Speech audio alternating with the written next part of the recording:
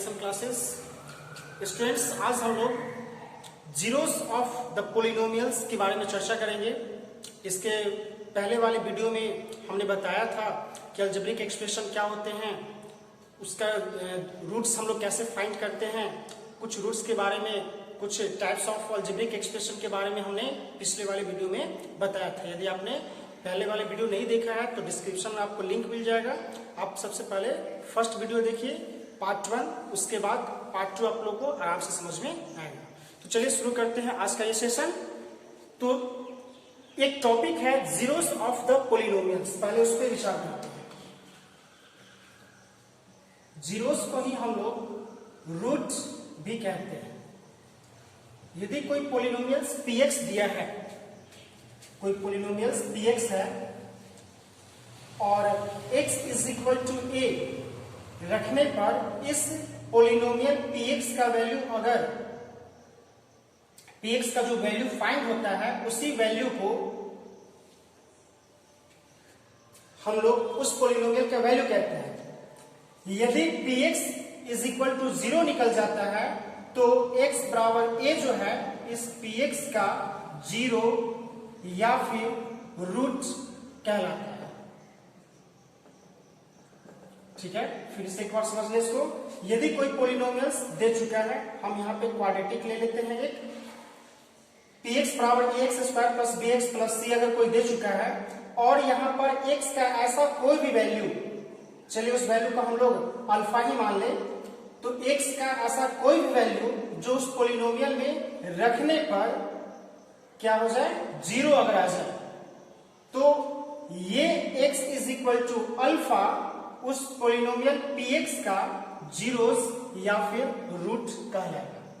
हमने ये भी बताया था कि यदि हाईएस्ट डिग्री, अगर हाईएस्ट डिग्री जो है अगर 1 होता है तो उसमें नंबर ऑफ रूट भी जो होगा वो भी निकलता है 1 ही। अगर हाईएस्ट डिग्री 2 होगा, मतलब क्वाड्रेटिक होगा, तो number of real roots is equal to क्या हो जाएगा, 2 हो जाएगा। फिर हाईएस्ट डिग्री अगर 3 हो जाएगा तो नंबर ऑफ रूट भी क्या हो जाता है, 3 हो जाता है। मतलब जितना उसका डिग्री होता है उतना ही उसका नंबर ऑफ रूट्स होती है। अब हम लोग ये देखते हैं कि रूट्स हम लोग फाइंड कैसे करेंगे। रूट्स फाइंड कैसे करेंगे, अब उसके बारे में हम लोग चर्चा कर लें। तो हमने क्लास 9th में, क्लास 8 में फैक्टराइजेशन पढ़ा था। उसी फैक्टराइजेशन का यूज करके हम लोग जीरोस या नंबर ऑफ रूट हम लोग फाइंड करते हैं। जैसे एक एग्जांपल हम लोग ले लें, एक polynomial px is equal to है x square minus 2x plus, अगर हम लोग ले यहाँ पे 1। ठीक है, एक एग्जांपल के थ्रू हम लोग ले लेते हैं। एक पोलिनोमियल है x square minus 2x plus 1। हम लोग को इसका रूट फाइंड करना है। तो रूट फाइंड करने के लिए उस पोलिनोमियल का वैल्यू क्या हो जाएगा, 0। तो हम लोग क्या काम करेंगे, ये जो पोलिनोमियल दे चुका है इसके बराबर में, इसके इक्वल में हम लोग 0 लिखेंगे। अब इसको फैक्टराइज करेंगे। तो फैक्टराइजेशन करने के क्रम में अगर हम लोग देखें यहाँ पे, तो फैक्टराइजेशन में क्या करते हैं, कांस्टेंट टर्म, चूंकि ये ax square plus bx plus c के फॉर्म में है, क्वाड्रेटिक है, क्वाड्रेटिक को फैक्टराइजेशन कैसे करते हैं, तो कांस्टेंट टर्म को x स्क्वायर के कोफिशिएंट से मल्टीप्लाई करते हैं। यहाँ पर क्या है, x square minus 2x plus 1 है, तो कांस्टेंट टर्म को इसके x स्क्वायर का कोफिशिएंट यहाँ पे क्या है, 1 है, मल्टीप्लाई करेंगे तो क्या हो जाएगा, 1। अब इसको इस प्रकार से दो भागों में, दो पार्ट में बांटना है कि उसको गुना करने पर 1 आए, लेकिन जोड़ने या घटाने पर -2 आ जाए। तो हम लोग कह सकते हैं कि 1 और 1 मल्टीप्लाई करेंगे तो 1, अगर ये माइनस होगा तो मल्टीप्लाई करेंगे तो पॉजिटिव 1 हो जाएगा, और अगर ऐड करेंगे तो क्या हो जाएगा, -2 हो जाएगा ना। तो इसको हम लोग लिखेंगे अब x square minus x plus 1 is equal to 0। इस प्रकार से फैक्टराइजेशन हमने क्लास 8 में भी किया था, क्लास 9 में भी किया था। अब इसमें हम लोग कॉमन लेते हैं, तो x कॉमन लेंगे इसमें, तो x माइनस 1, इसमें -1 कॉमन लेंगे, x minus 1 is equal to 0। ये हो गया x माइनस 1 कॉमन अगर लेते हैं तो ये हो गया x minus 1 is equal to 0। यहाँ पर x minus 1 is equal to, एक बार 0 करते हैं तो x बराबर हो गया 1, फिर इस x minus one is equal to 0 करते हैं तो ये भी निकल गया x इज इक्वल टू 1। यहाँ पे दो रूट, पहला रूट x का एक पहला रूट निकला है 1, दूसरा रूट निकला है 1, यानी कि दोनों रूट यहाँ पे इक्वल हो सकता है, इक्वल भी हो सकता है, इक्वल न भी हो। तो यहाँ पर ये जो है x इज इक्वल टू 1, तो ये क्या हो गया, इसका ये रूट हो गया। मतलब अब यदि हम लोग इसका वैल्यू अगर इसमें रखेंगे, उसको सॉल्व करेंगे तो क्या होगा, उस पॉलिनोमियल का वैल्यू 0 हो जाएगा। तो x का ऐसा कोई वैल्यू जो इस पॉलिनोमियल का वैल्यू क्या हो जाए 0 हो जाए, तो x का उस वैल्यू को हम लोग कहते हैं कि इस पॉलिनोमियल का वो क्या है, रूट है। रूट कैसे फाइंड किए ये भी हम लोग देख लिए। तो पहला कंडीशन क्या है रूट फाइंड करने का, सबसे पहला कंडीशन हो गया कि उस पॉलिनोमियल का इक्वल में 0 करना है। अब सिंपल जैसा फैक्टराइजेशन हम लोग करते हैं वैसे हम लोग फैक्टराइजेशन करेंगे और उससे x का वैल्यू हम लोग फाइंड करेंगे। जब इसको दो भाग में या तीन भाग में जैसा भी हो, जब उसको हम इक्वल 0 करेंगे तो उससे x का वैल्यू फाइंड होगा और वही x का जो वैल्यू होगा उसी को हम लोग कहते हैं रूट ऑफ द पॉलिनोमियल्स। ठीक है, ये तो था क्वाड्रेटिक का। हमने क्यूबिक का भी फैक्टराइजेशन किया था। एक एग्जाम्पल क्यूबिक का भी हम लोग लेते हैं।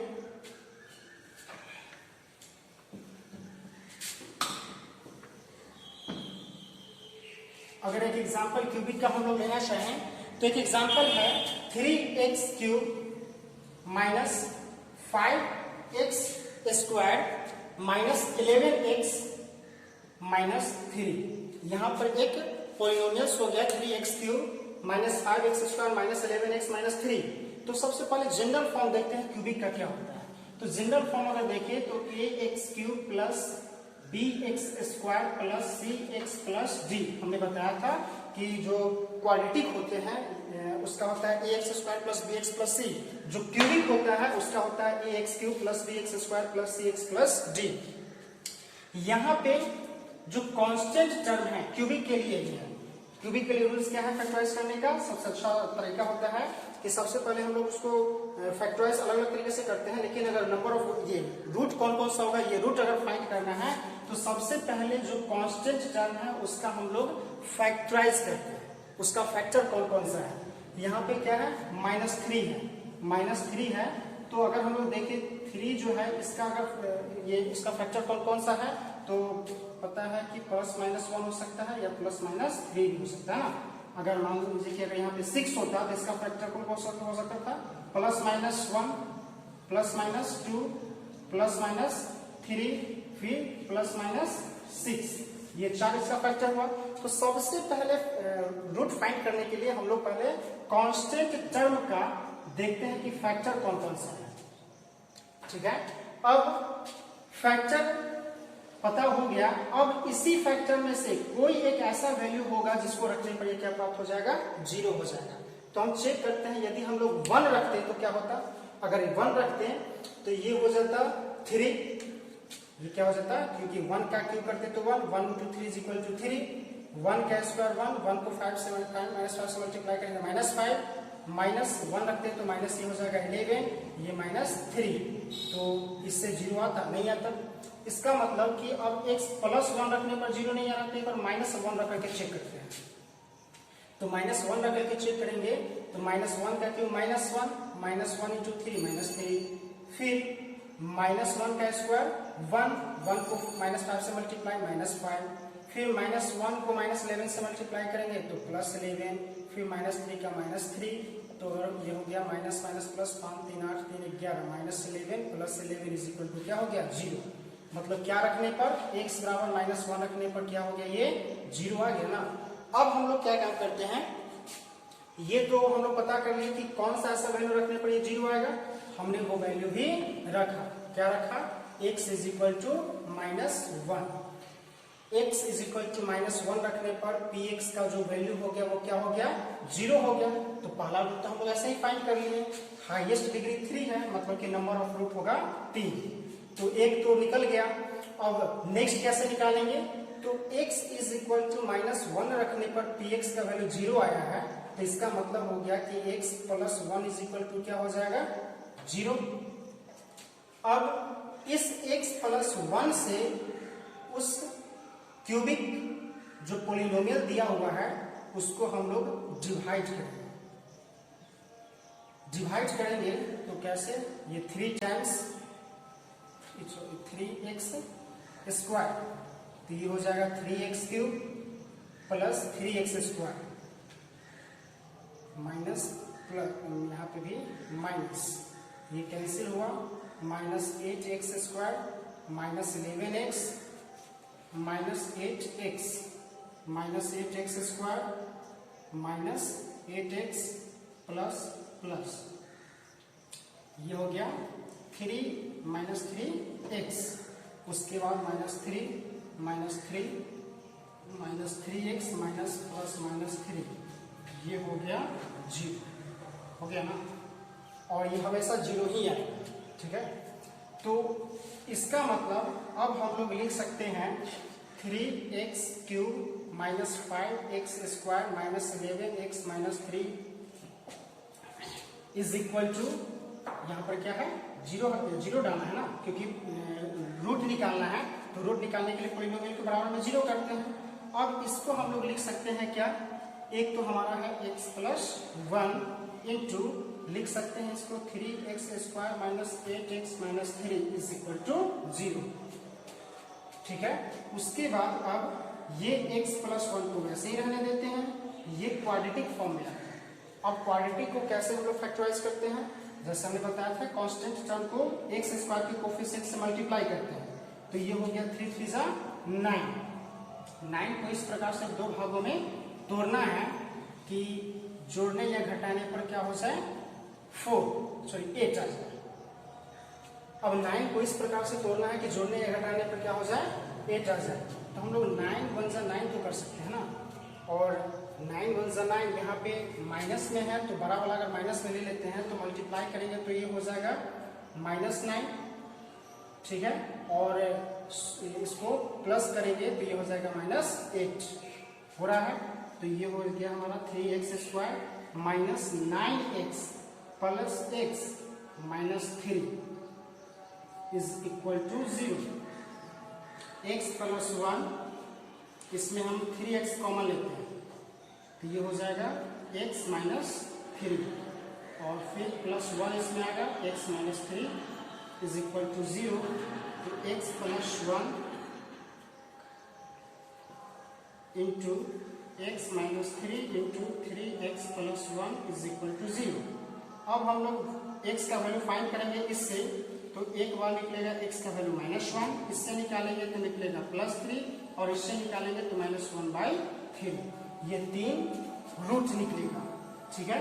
तो इस पोलिनोमियल का टोटल कितने होंगे, रूट 3 होंगे। कौन कौन सा, x is equal to -1, x is equal to +3 और x इज इक्वल टू 1/-3। तो क्यूबिक के लिए क्या करना होता है, रूट्स निकालने के लिए, तो सबसे पहले जो कांस्टेंट टर्म होता है उसका फैक्टर हम लोग देखते हैं कौन कौन सा उसका फैक्टर है, प्लस और माइनस दोनों में लिखेंगे। अब बारी बारी से चेक करेंगे कि कौन सा ऐसा वैल्यू है जिसको रखने पर क्या हो जाए 0 हो जाए, ठीक है। तो हम यहाँ पे +1 रख करके चेक किए थे तो नहीं आया था, यहाँ पे फिर -1 रख करके चेक किए तो क्या आ गया 0, तो x इज इक्वल टू -1 रखने पर x का वैल्यू 0 आ गया। अब x इज इक्वल टू -1 रखने पर 0 आया, तो इसका मतलब कि x प्लस 1, अगर -1 जो है इसका साइड चेंज करेंगे तो इक्वल टू 0 हो जाएगा, तो x plus 1 is equal to 0।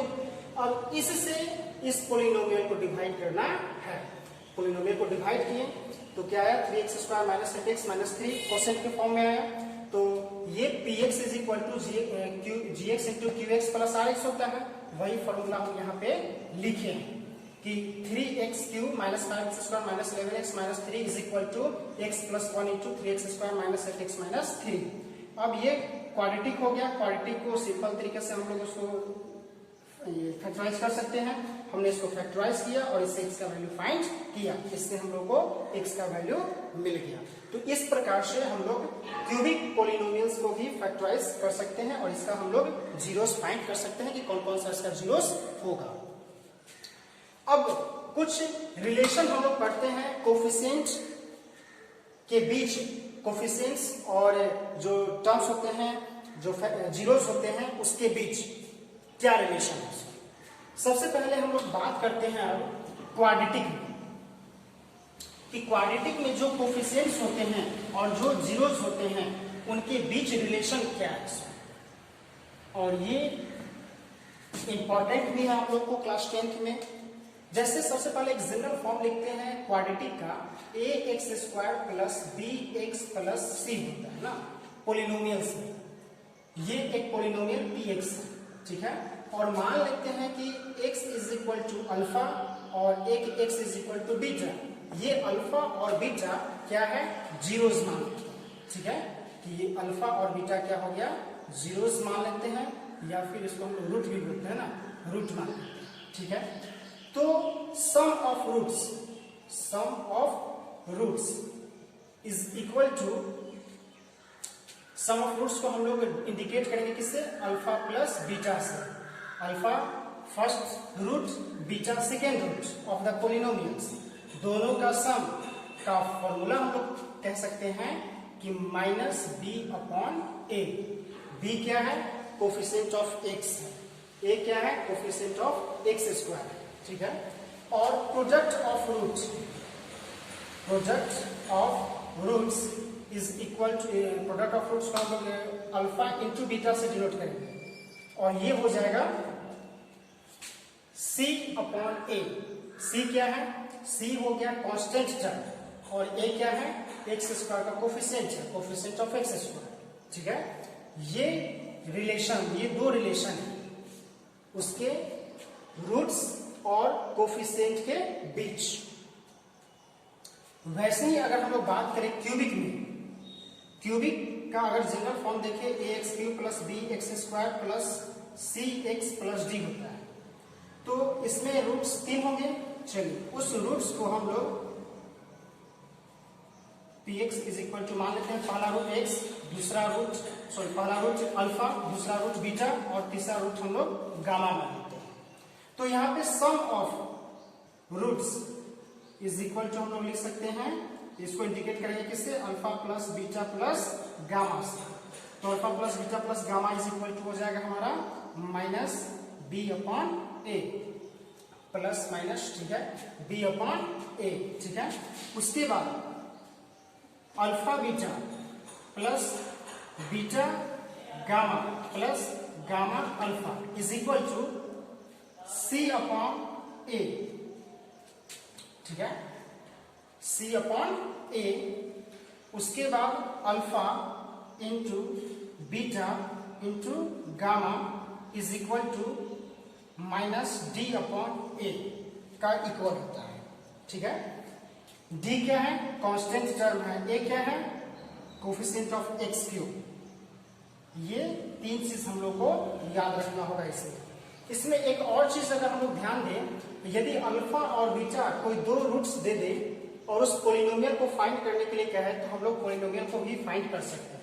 उसके लिए इक्वेशन से पोलिनोमियल हम लोग फाइंड करेंगे। तो उसके लिए फॉर्मूला हो जाएगा x² minus alpha plus beta into x plus alpha beta is equal to 0। ये हम लोग पहले फाइंड करेंगे, अल्फा प्लस बीटा। अगर अल्फा और बीटा दे चुका है तो अल्फा बीटा हम लोग पता कर सकते हैं, अल्फा इंटू बीटा पता कर सकते हैं। उसके बाद हम लोग इस फॉर्मूला का यूज करके उस पोलिनोमियल को हम लोग फाइंड कर सकते हैं जिसका वह रूट होगा। क्यूबिक में भी वैसे ही कर सकते हैं। क्यूबिक में अगर देखें तो हो जाएगा formula x³ minus alpha plus beta plus gamma into x² plus alpha beta plus beta gamma plus gamma alpha into x minus alpha beta gamma, alpha beta gamma is equal to 0। इस प्रकार से हम लोग उस cubic polynomials को भी find कर सकते हैं, ठीक है। तो ये इस फॉर्मूला के द्वारा हम लोग क्या पता कर सकते हैं, क्वाड्रेटिक पॉलिनोमियल्स को फाइंड कर सकते हैं यदि अल्फा और बीटा दिया हुआ होगा तब। यदि अल्फा बीटा गामा 3 दे चुका है तो इसका मतलब क्यूबिक का होगा, और क्यूबिक का होगा तो हम लोग कैसे पता कर सकते हैं, इसी फॉर्मूला के द्वारा हम लोग उस पॉलिनोमियल को फाइंड कर सकते हैं जिसका वो रूट्स होगा, ठीक है।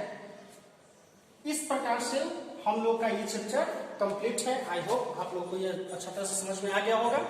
यदि समझ में आ गया होगा तो हमें कमेंट करके जरूर बताएं, और हमारे चैनल को सब्सक्राइब करना न भूलें। Thank you.